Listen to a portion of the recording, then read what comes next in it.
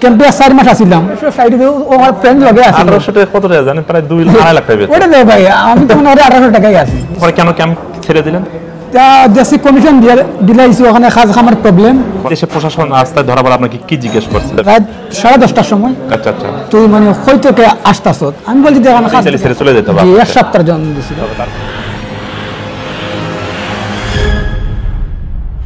আসসালামু আলাইকুম আশা করি আপনারা সবাই ভালো আছেন আমার সঙ্গে যে আমাদের বাংলাদেশি ভাই আছে আমার সাথে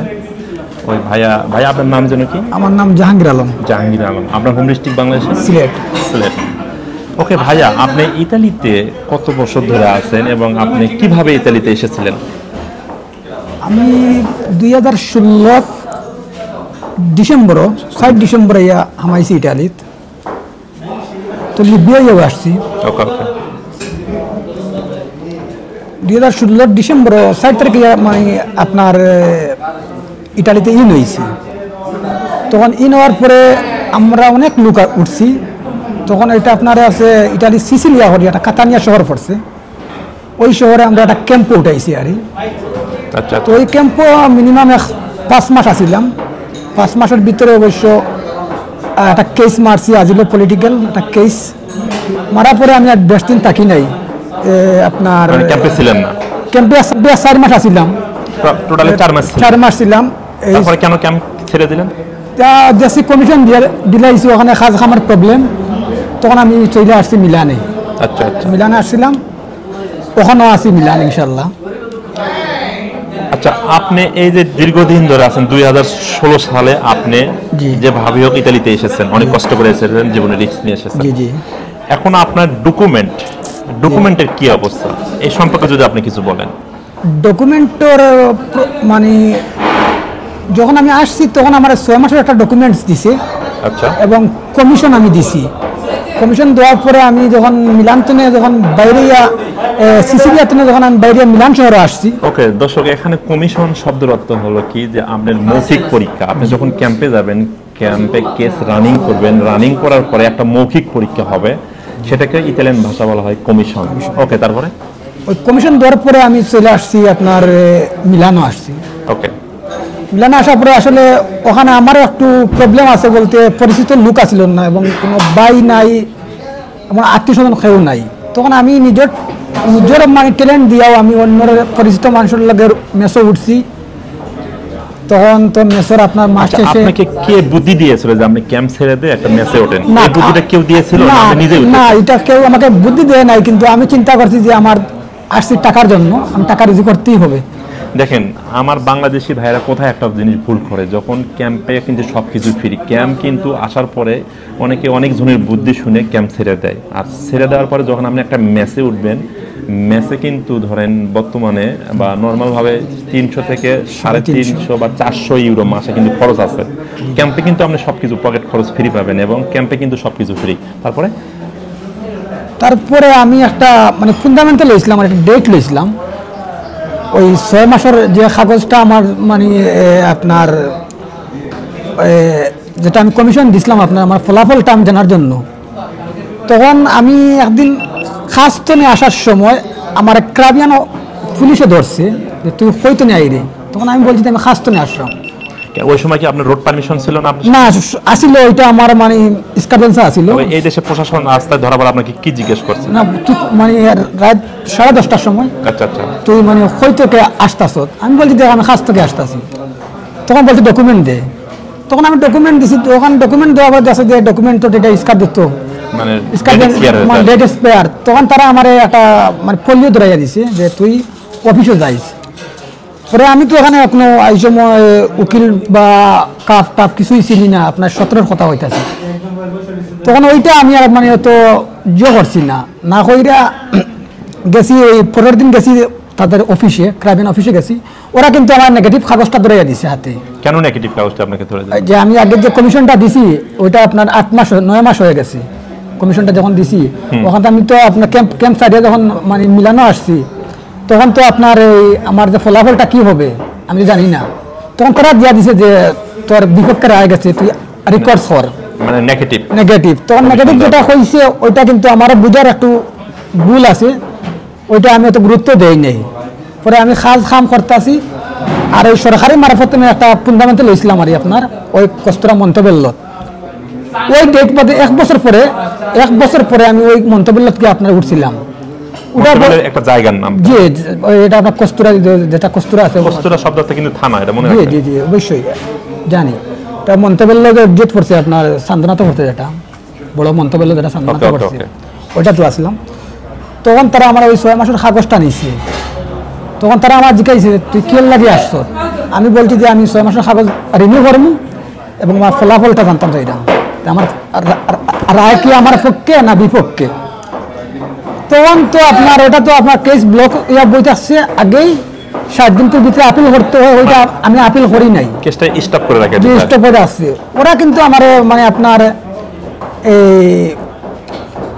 হাতের ফিঙ্গার সব কিছু রাইকা ওরা আমার প্রায় 16-18 ঘন্টা আপনার লকআপে রাখছে লকআপে রাখা বাদ তারা 5:30টা পরে আমার লকআপ কি আপনাকে গ্রেফতার করে অবশ্যই গ্রেফতার করছে আমারে কেন গ্রেফতার করলো আপনাকে আমি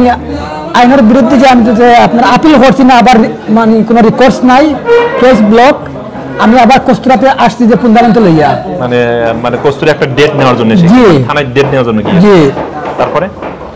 তখন তারা মানে পোলিও বিয়া ধরে দিছে আমার একটা পোলিও দিছে দেশ আউটো মানে দেশ ছেড়ে চলে যাবে কতদিন মধ্যে দেশ ছেড়ে চলে যাবে এটা 7 দিন করে দিছিল আপনারা মানে 7 দিনের মধ্যে ইতালি ছেড়ে চলে যেতে হবে জি এক সপ্তাহের জন্য দিছিল তারপরে পরে আমি আসছি ওখানে আমার উকিল আছে উকিল আসার পরে উকিলের কাছে গেছি পাওয়ালো করে আছে উকিল আছে পাওয়ালো কাছে একটা উকিল আছে ওই উকিলের কাছে গেছি ইটালিয়ান যাওয়ার পরে ও অনেক সব কিছু আমার জানছে বা ওই যে আগর যে নেগেটিভ যেটা খাইছি ওই নেগেটিভের কপিটা তারা নিছে নেওয়ার পরে আপনার আমি একটা অস্পিতি কিনছি আপনার নবারা হরি নবারা অস্পিতি মানে কি আমি আপনাদেরকে বলি অস্পিতি শব্দটা একটা ভাষার ঠিকানা তার মানে জন্ম নিবন্ধন প্রায় জন্ম নিবন্ধনের সমতুল্য আছে ওকে তারপরে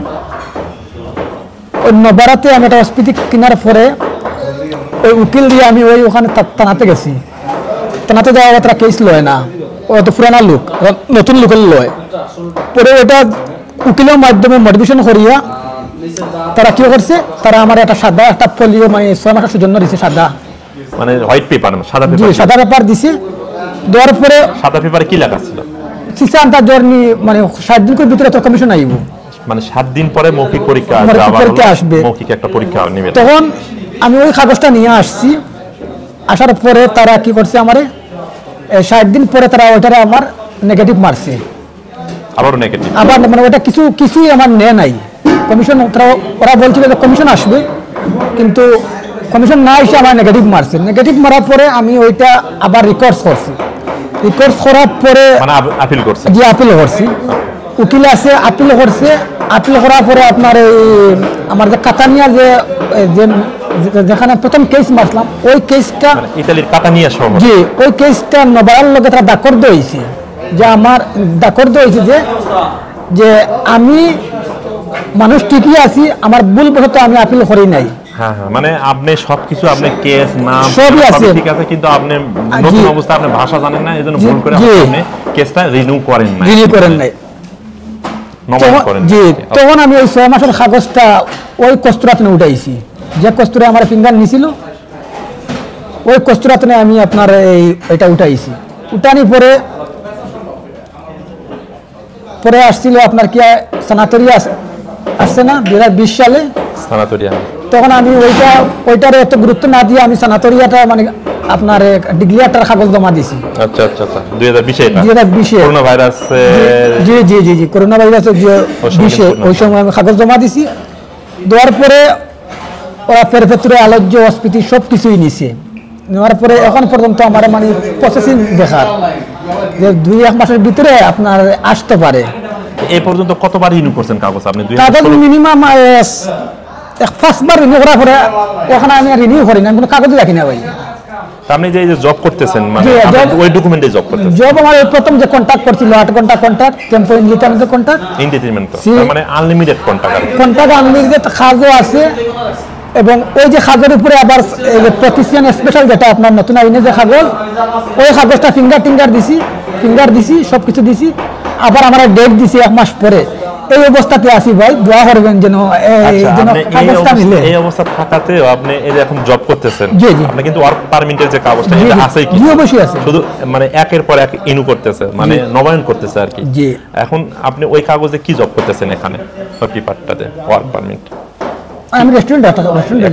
কাজ করি, তাই না? আমি ইটালিয়ান রেস্টুরেন্টে কাজ করি। একটা ইটালিয়ান রেস্টুরেন্টে কাজ করেন, কোন পদে আছেন? আমি আইতো কুকুরের কাজ করি। মানে মেন কথা কি যে বাংলাদেশ ভাষায় যেটাকে বলে বাবুর্চি, মানে আমি সেবা আইতরে জি সেবা আইতরে কাজ করি, মানে দ্বিতীয় পদে আছে আর কি। সেও একজন মনে করেন বাবুর্চি বা শেফ আর কি। আপনার কেমন স্যালারি পান আপনি ওখানে? স্যালারি আলহামদুলিল্লাহ 1800-1900 ইউরো হয়। 1800-1900 ইউরো কত টাকা জানেন বাংলাদেশে? আজকে আসছে 1860 ও আমার ফ্রেন্ড লগে আছে। 1800 টাকা কত টাকা জানেন? প্রায় 2.5 লাখ টাকা। ওটা দেব ভাই, আমি তো মনে হয় 1800 টাকাই আছি, প্রায় 2.5 লক্ষ টাকা বেতন। আলহামদুলিল্লাহ, মনের কষ্ট তো এটাই। আলহামদুলিল্লাহ। আপনি এখন পর্যন্ত ইনশাআল্লাহ আমি আপনার জন্য দোয়া করি। আপনার ডকুমেন্ট অবশ্যই ইলেকট্রিক কার্ড, যেটা গ্রিন কার্ড বলা হয়, অবশ্যই আমি আশাবাদী দ্রুত আসবে ইনশাআল্লাহ। আপনি চাকরি করতে থাকেন, চাকরি ছাড়েন না ইনশাআল্লাহ। চাকরি আছে ইনশাআল্লাহ। চাকরি ছেড়ে দিলে আপনার কাগজপত্রের সমস্যা হয়ে যাবে। আপনি কাজ করতে থাকেন, এই দেশের গভর্নমেন্ট হলো ট্যাক্সের পাগল, ট্যাক্স পাবে আপনার ডকুমেন্টের উপরে। ধীরে ধীরে এক সময় আপনাকে ডকুমেন্ট দিতে তারা বাধ্য থাকবে। আপনি গ্রিন কার্ড যেটা ইলেকট্রিক কার্ড, ওটা আপনার হাতে আসবে ইনশাআল্লাহ। অবশ্যই আপনি বাংলাদেশে তো যাবেন, তাই না? বাংলাদেশ তো যাইবো ভাই। এই ভাইয়ার জীবন গল্পটা আমি আপনাদেরকে সংক্ষেপে শোনালাম। এই ভাইয়াটা 2016 সালে এসেছে, এখন 2024 সালে, এখন পর্যন্ত ডকুমেন্ট মানে জব করতেছে, সবই করতেছে, একের পরে ইনু করতেছে, মানে অরিজিনাল যে ডকুমেন্টটি সেটা এখনো হাতে পায় না, তবে ইনশাল্লাহ পাবে ইনশাল্লাহ। সবাই ভাইয়ার জন্য দোয়া করবেন। এবং লাস্ট 10 সেকেন্ডে যদি আপনি কিছু বলেন আমার সম্পর্কে বা আমার এই ভিডিও সম্পর্কে। আমি বলবো মানে আমার শহীদ ভাই আসলে আমার খুব মায়ের ভাই, তার ব্লগ তার ভিডিও আমি অনেক সময় ফলো করি, আর আজকে দেখা হয়েছে তার ব্লগার। আপনারা সবাই লাইক এবং সাবস্ক্রাইব করবা এবং শহীদ ভাইয়ের পাশে থাকবা। শহীদ ভাইয়ের অনেক ভালো ভালো ভিডিওগুলো আমরা দেখি এবং তাদের উৎসাহিত দিবা, আপনারা লোকে থাকবা। ভালো থাকবেন, সুস্থ থাকবেন, দেখা হবে নেক্সট আরেকটা ব্লগে। আল্লাহ হাফেজ।